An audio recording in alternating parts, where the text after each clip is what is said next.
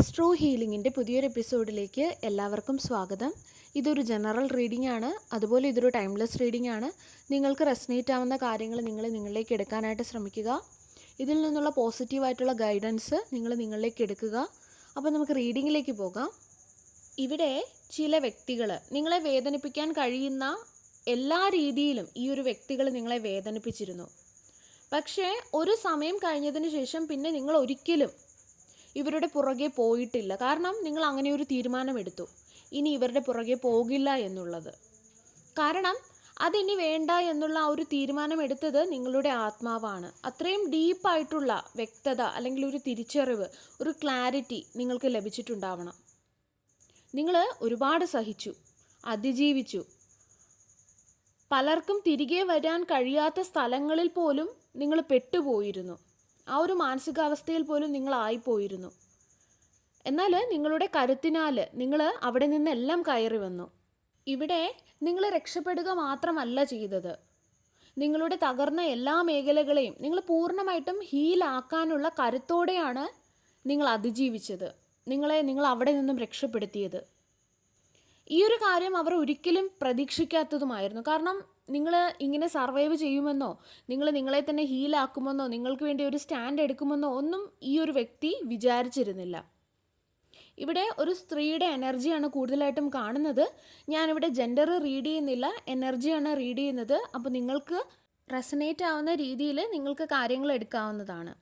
ഇവിടെ ഈ ഒരു വ്യക്തിക്ക് ഇനി നിങ്ങളെ കൺട്രോൾ ചെയ്യാൻ സാധിക്കില്ല. അവർക്ക് ഇനി നിങ്ങളെ തെറ്റിദ്ധരിപ്പിക്കാനോ നിങ്ങളെ മാനിപ്പുലേറ്റ് ചെയ്യാനോ ഗ്യാസ്ലൈറ്റ് ചെയ്യാനോ ഒന്നും തന്നെ സാധിക്കില്ല. അവരുടെ തീരുമാനങ്ങൾക്ക് ഒപ്പം നിങ്ങളെ ഇനി നടത്താനും അവർക്ക് സാധിക്കില്ല. ഇനി ഒരിക്കലും നിങ്ങൾ അവരുടെ ഒരു അടിമയായിട്ട് നിൽക്കില്ല എന്നുള്ള കാര്യം ഈ ഒരു വ്യക്തി മനസ്സിലാക്കി. അവർ ആ ഒരു കാര്യം മനസ്സിലാക്കിയതിനു ശേഷം പിന്നീടുള്ള അവരുടെ ലക്ഷ്യമെന്ന് പറയുന്നത് നിങ്ങളുടെ ജീവിതം എങ്ങനെയും നരകതുല്യമാക്കണം എന്നുള്ളതായിരുന്നു. അല്ലെങ്കിൽ നിങ്ങളുടെ ജീവിതത്തിലെ സമാധാനം നശിപ്പിക്കണം, നിങ്ങളുടെ ജീവിതത്തിൽ ബുദ്ധിമുട്ടുകളും വെല്ലുവിളികളും സാമ്പത്തിക ബുദ്ധിമുട്ടുകളും ഒക്കെ സൃഷ്ടിക്കണം എന്നുള്ളതായിരുന്നു. അതിനു വേണ്ടിയിട്ട് അവർ ഒരുപാട് പദ്ധതികൾ ഉണ്ടാക്കിയിരുന്നു, ഒരുപാട് ഗൂഢാലോചനകൾ നടത്തിയിരുന്നു, തന്ത്രങ്ങൾ മെനഞ്ഞിരുന്നു. നിങ്ങളുടെ തകർച്ച ഈ ഒരു വ്യക്തി ഒരു സമയത്ത് വളരെയധികമായിട്ട് ആഗ്രഹിച്ചുമിരുന്നു.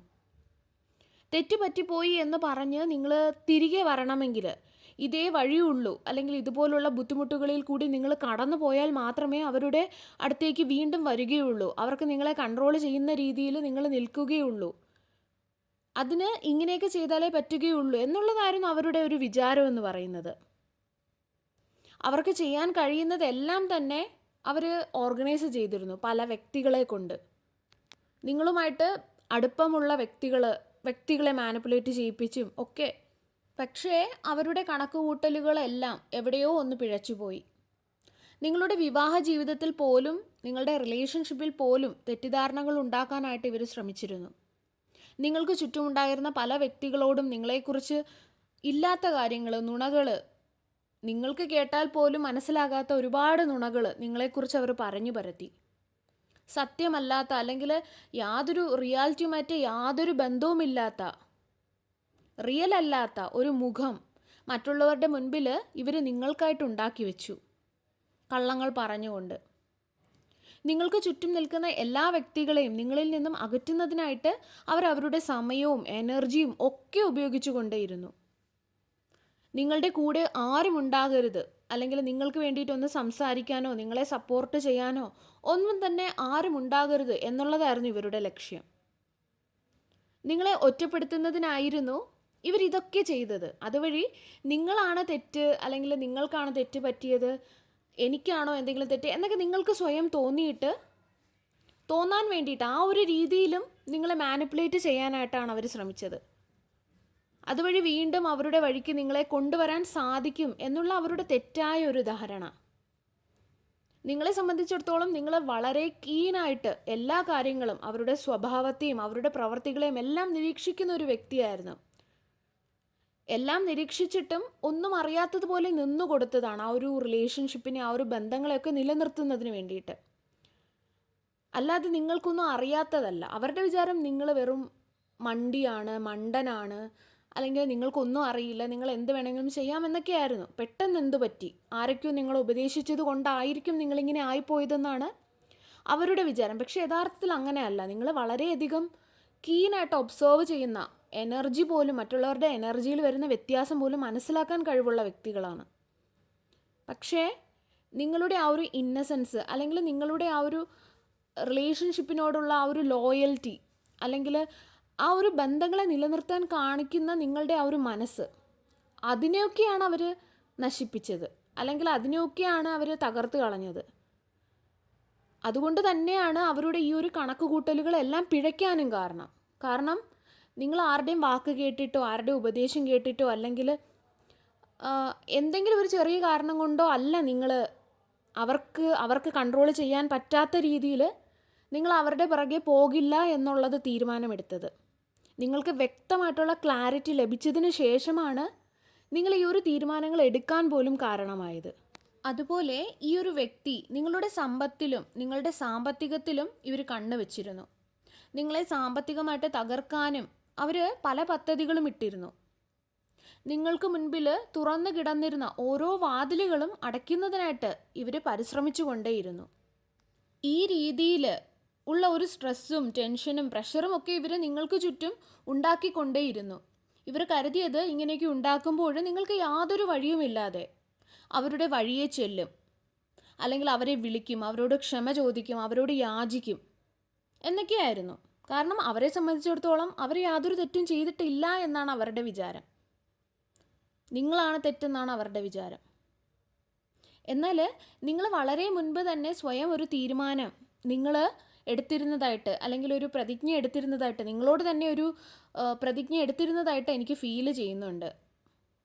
എത്രയധികം ബുദ്ധിമുട്ടുകളിൽ കൂടി നിങ്ങൾ കടന്നു പോയപ്പോഴും, അല്ലെങ്കിൽ മാനസികമായിട്ട് തകർക്കുന്നതിനായിട്ട് ഇവർ ഒരുപാട് കാര്യങ്ങൾ ചെയ്തപ്പോഴും, നിങ്ങൾ മാനസികമായിട്ട് തകർന്നപ്പോഴും ആ ഒരു തീരുമാനത്തിൽ തന്നെ നിങ്ങൾ ഉറച്ചു നിൽക്കുകയാണ് ചെയ്തത്.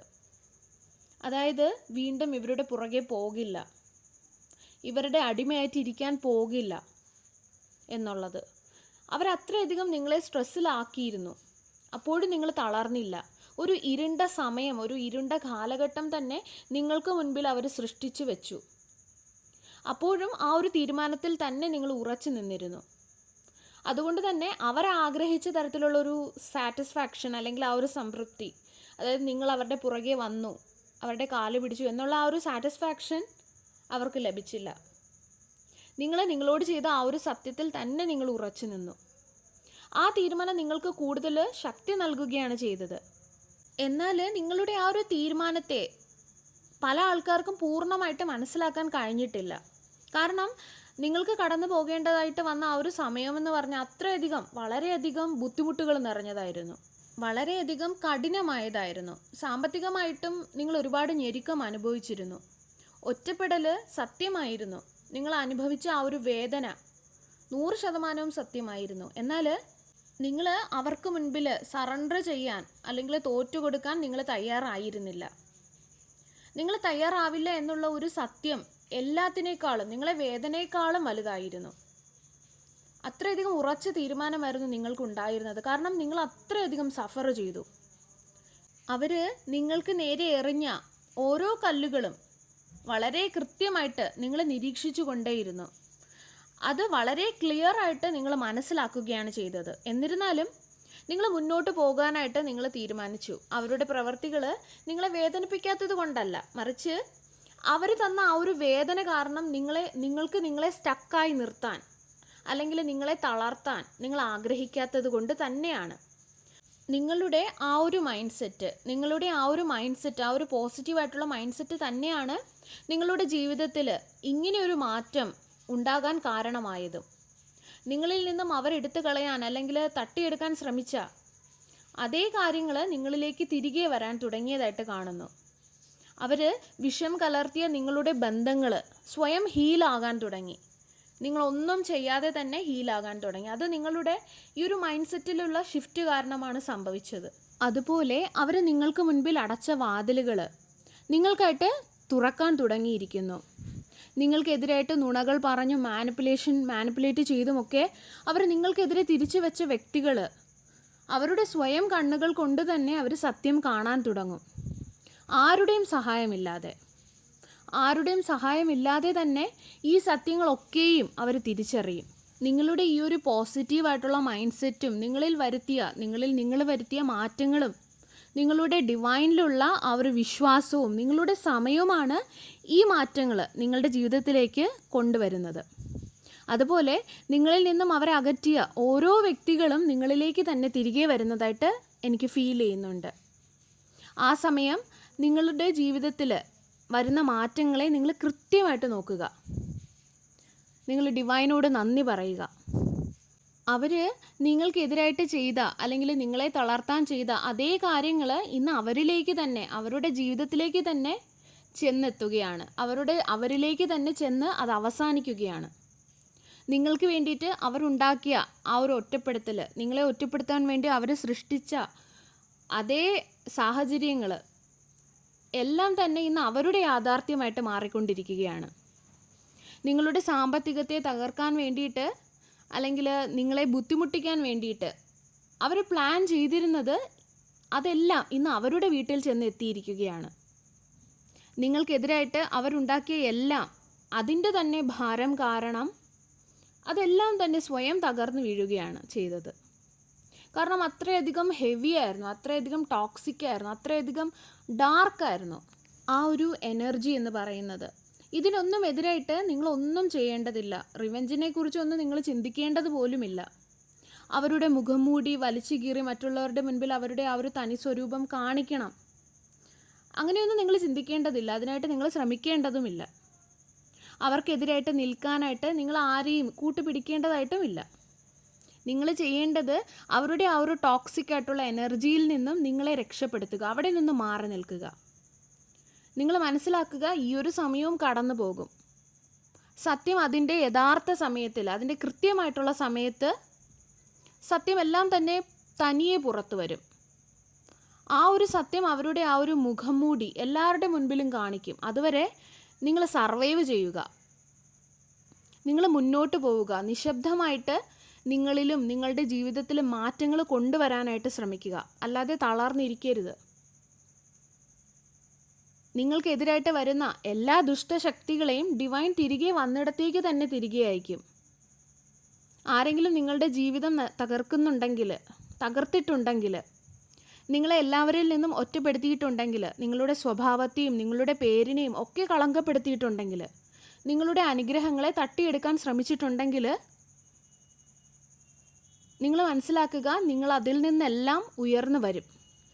പല ആൾക്കാരും അവയിൽ നിന്നെല്ലാം അതിജീവിച്ച് കഴിഞ്ഞു, മുന്നോട്ട് പോകുന്നുണ്ട്. പക്ഷേ ഇപ്പോഴും ഇതേ അവസ്ഥയിൽ തുടരുന്ന വ്യക്തികളുണ്ട്. അങ്ങനെയുള്ള വ്യക്തികൾ ധൈര്യത്തോടെ മുന്നേറുക. ഡിവൈൻ നിങ്ങളുടെ കൂടെ തന്നെയുണ്ട്. അതുപോലെ ഇങ്ങനെ സ്ട്രഗിൾ ചെയ്യുന്ന വ്യക്തികൾ ആരെങ്കിലും ഉണ്ടെങ്കിൽ ഈ ഒരു വീഡിയോ നിങ്ങൾ അവരിലേക്കും കൂടി ഷെയർ ചെയ്ത് കൊടുക്കുക.